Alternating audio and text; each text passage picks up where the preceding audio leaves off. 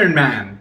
Long story short, I haven't really talked about the phase 1 or 2 movies on this channel properly. There's a massive black hole at the center of all of that. And so I figured I would spend some time talking about these movies. I'm not going to do all of them immediately. I'm going to do them, separately at a time. But I'm so excited to go back on these because truly the memory lane that these have created is fascinating, especially when you consider how big the MCU has gotten in the time since. And so to look back on these movies is pretty fun.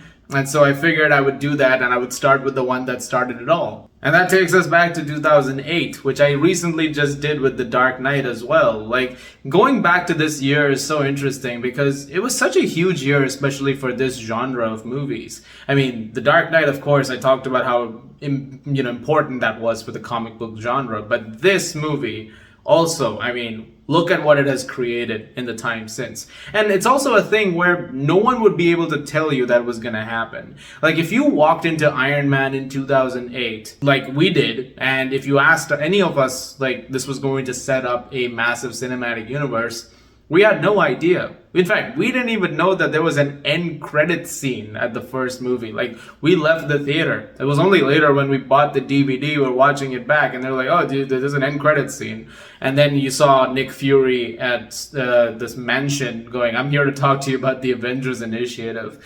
But at that point of time, it was also the Incredible Hulk, and there was a moment with Tony Stark at the end of that where you're like, oh, I guess something's happening. But Iron Man in 2008 was just this very interesting thing because when you really think about Marvel characters, Iron Man was not the first one that came to mind. Like, there were some big characters, of course, in Marvel, like Spider-Man, Captain America, the Hulk, Thor. But there were very major characters that people were way more invested in than Iron Man. And so it's sort of good that this is the one that started it all because you would not really have anything to expect from an Iron Man movie. And it would be this genuinely surprising experience if it ends up being a really good one. And it was a really good one. And it was a massive surprise. Everybody was so taken aback by it. It turned out to be this incredible success, and people couldn't wait to see more of this character. And a lot of that has to do with one man, Robert Downey Jr.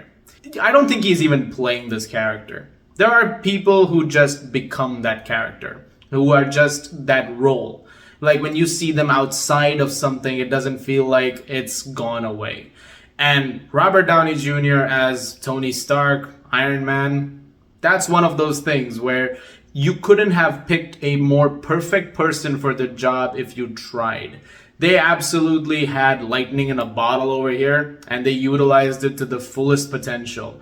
He is so great in this movie, and every single time he played this character after the fact, just continued to impress and always be surprising and capture that energy that Tony Stark brought to things in such a compelling way. But also the seriousness of the character, the tragedy of him, because you have to remember this is a man who is someone who's been captured and is going through hell, essentially, to try and get out of there and also teach these terrorists a lesson. But he's also a man who is being put, literally being held together by an electromagnet right in the middle of his chest.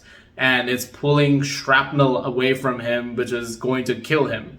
And so there is this race against time aspect to it as well, where it's like, I need a solution over here to get out, to save myself, but also to make sure that the terrorists who've captured me right now don't use the weapons that I have created and they've taken from me and launch it against civilians and do more harm. And so to see that billionaire playboy facade of his, which is so proud of the stuff that he's created, he's called a merchant of death by some people as well. To see that and have him sort of change his entire outlook on everything and use his technology for good and want to be better is something that's wonderfully done. And that entire arc is just perfectly captured in this movie. And there's a bunch of great characters who go along with that, who are on that journey with him, like Gwyneth Paltrow as Pepper. Really liked her in the movie. I think the dynamic between Tony and Pepper is one of those things that across any time they were on screen together, they captured that relationship really well.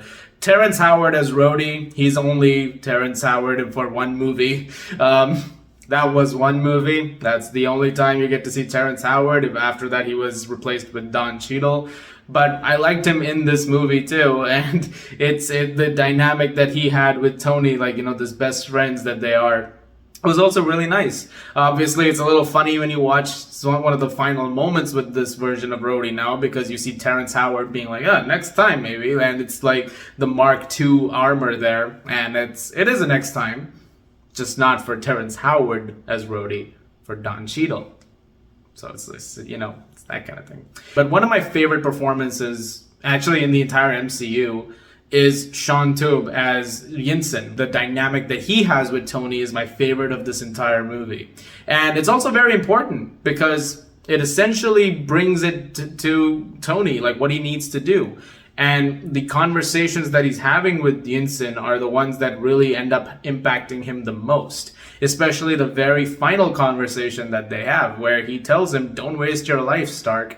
It's that one line that is essentially driving him after that for the rest of the movie. It's like, make something better than what you've become. Eventually, when he does escape the cave in that crude Mark I armor, which is visually amazing, and that entire sequence is so well done, when he gets back and he is rescued, building Mark II and III, seeing how these armors are coming together, the practicality of it, the failed tests, and seeing all of the mishaps happen along the way. There is a funny aspect to it, but one also that is built around a sense of importance. You can feel the gravity of the situation as things are progressing. And then eventually using the Mark III armor, the perfected version, to take on the terrorists and to be able to wipe out their operation considerably is really gratifying. And it's a really well done sequence of events once again.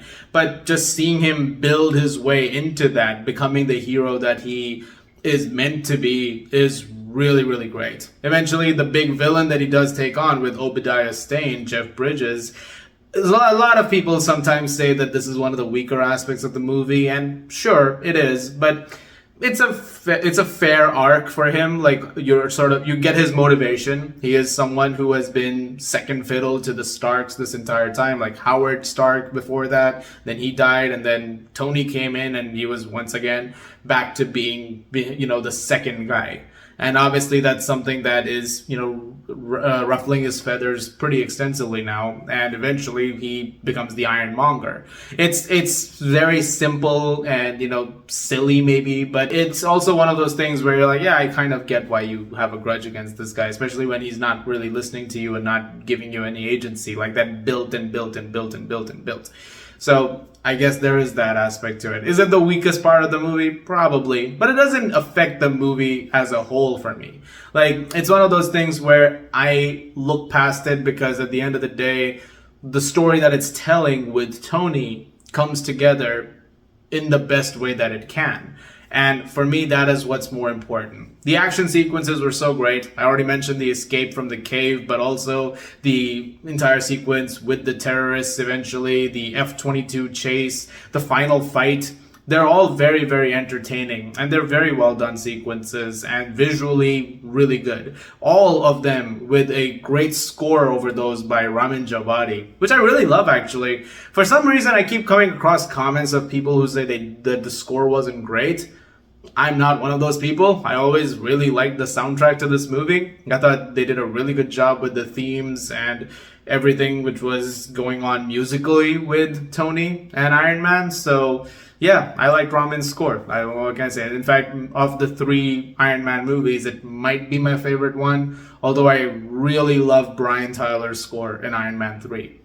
I'm getting ahead of myself though. I'll talk more about that when we get to that movie. And of course, I have to talk about the fact that in 2008, back when you saw the ending of this movie and he revealed his identity to the world, yeah, that had never happened before. You have to remember, this is a very big moment in a comic book movie. Normally, people go out of their way to not let their identities be known. And then at the end of this movie, while trying to cover up for it, he just goes, I am Iron Man.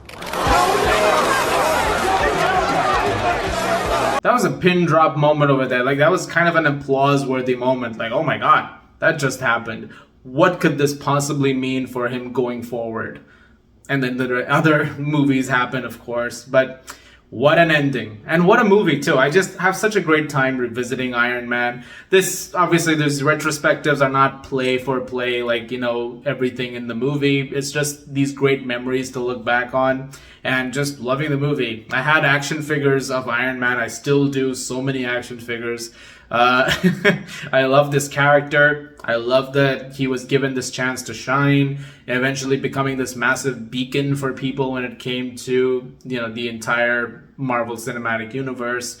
And again, once in a lifetime casting. You got such a great thing over there. So for the next one, I'm not going to do Incredible Hulk because I'm going to save that for Brave New World. That has Red Hulk in it, as you might know, which means I will talk about Iron Man 2 next, which I'm very much looking forward to. So look forward to that video very, very soon as well. Guys, thank you very much for watching. Look forward to more videos. I feel like I'm repeating myself when I say that. Soon. As always, if you like this, please do subscribe, and I'll see you guys at the movies.